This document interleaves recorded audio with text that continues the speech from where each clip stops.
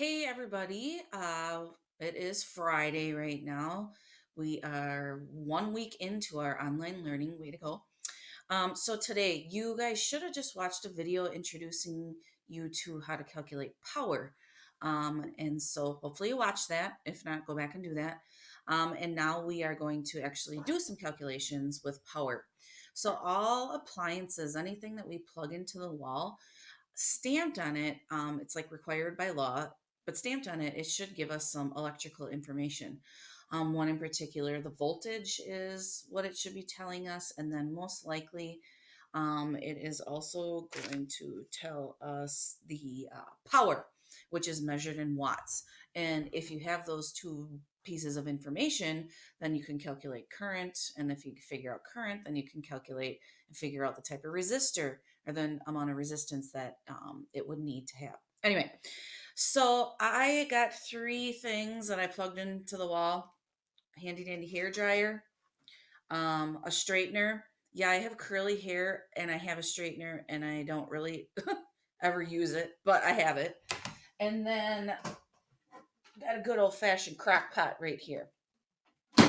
So what we're going to do is go through and I'm going to show you, number one, where to find that information, and then how to use that power equation. So I got to make sure that we are on track here. So first things first, we'll get to calculating what the power is on those things in just a minute, upside down.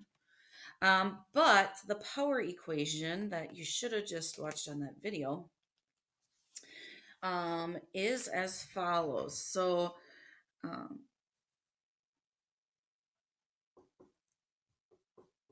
power equals current times voltage. So the P stands for power, and that is measured in watts, which we just pretty much use.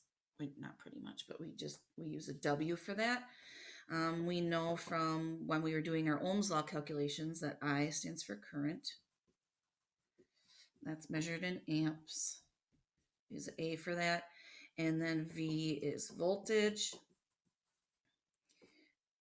measured in volt. Where's that to spell it wrong? Volts. And we use a V for that. Okay.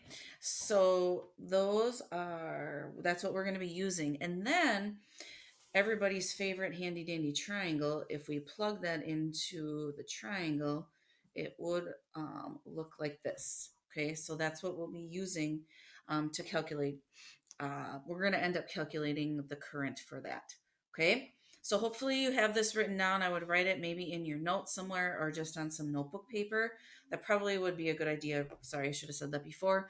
To get those things, to get that out right now and just continue in your notes with this. If you need to press pause right now to get that stuff and write this down. Okay. And there's the triangle for you. But so if we are, I'm just going to keep on going here. Erase this. So if I get one of these appliances that I need to get the information on, let's use the hair straightener first. It's hard to tell on this one. I don't know if you can see it, but it's like right in here. It is stamped there. I'm just going to tell you what it says because it's hard for me to show you because it's just in an awkward spot. So again, we are trying to we're using the power equation to end up solving for current. And if we put that into the triangle and just have that right here, that will be helpful.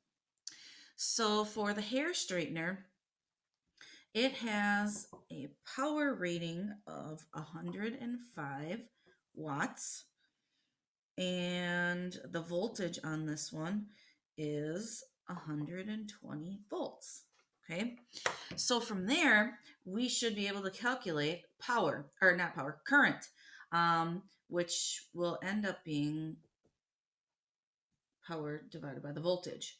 So then if we take 105 divided by 120, and geez, I hate to even say this, but of course, yeah, you guys can use your phones for the calculator on this. Haha, just kidding. And just take 105 divided by 120, and you get 0.875. Let's just round to the nearest hundredth is fine. So we'll just round it up to 0.88. And then this is current, so this is going to be in amps. Okay. So that's how much, that's the current that it would be using as it goes through, or as it's plugged in. All right. So that was for my hair straightener. Now let's move on to the next appliance, which is the hair dryer. Just going to erase this stuff right here because we will have different numbers. And on the hair dryer, again, like it's just really hard to see, like it's on that stamped part right there, but I'm just going to tell you what it says. So you're going to find that most of them are going to have a voltage of 120 volts. That is kind of like a set number that the power company, so WPS, um, allows us to have going to our outlets. And so then it makes it easier for all these companies making different things that we plug into the wall, makes it easier for them to figure out, the resistance or the resistors that have to be in those appliances and whatnot to make sure that it has that voltage, or it's going to be able to deal with this voltage. Anyway, and then the power on this one is 1,875 watts. Dang, that's a lot. So then if we take that 1875 divided by 120,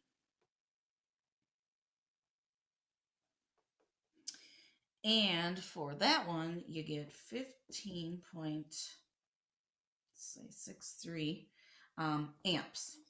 Okay, so that's drawing actually a lot of current. I don't know if you ever notice, but some like I know here at my house when I plug my hair dryer in and turn it on, like the lights go dim because it's like sucking so and using so much of that current and electricity passing through there. Okay, then now for the last one, the third one is my crock pot. That one is 120 volts again. And well, this one you might be able to see it.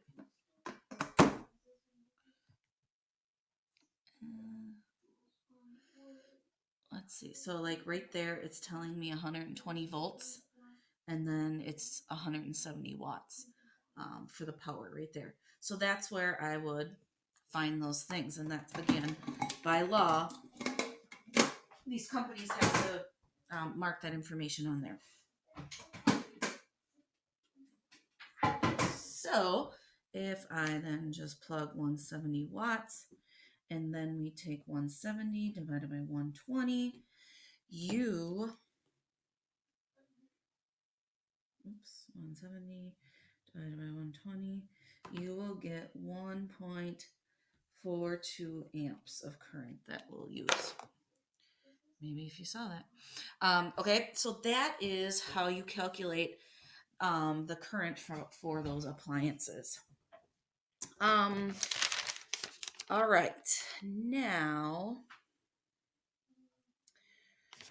okay, so that was just quickly how to calculate the power from the information given to you on certain appliances. I'm just going to press stop right now because I have to change over so you can see what's on my screen for what you got to do next.